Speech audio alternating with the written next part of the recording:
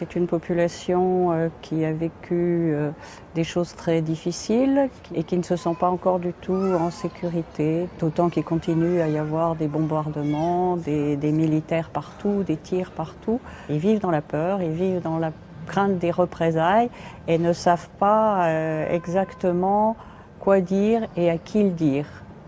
L'intérêt de ces consultations, c'est que c'est un endroit qui leur est proposé et dont ils savent s'emparer, ce qui est un bon signe, puisque ça va leur permettre peut-être de se poser, d'être aidés et d'intégrer tout ce qui leur est arrivé pour continuer leur vie dans les meilleures conditions possibles. J'ai rencontré des enfants qui étaient très en difficulté, qui avaient des troubles du comportement et les parents, surtout les mères, puisque les pères n'étaient plus là.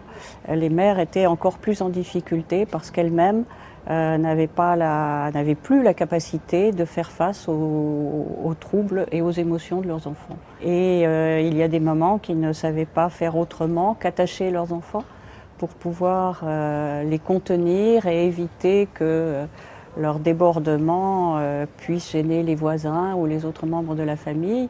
Et ces mamans étaient complètement démunies, alors que ce sont au départ de bonnes mères, elles ne savaient plus comment faire. Donc le travail n'était pas que la prise en charge de l'enfant, mais aussi la prise en charge de la maman et la prise en charge du groupe formé par la maman et par l'enfant, voire par les frères et sœurs.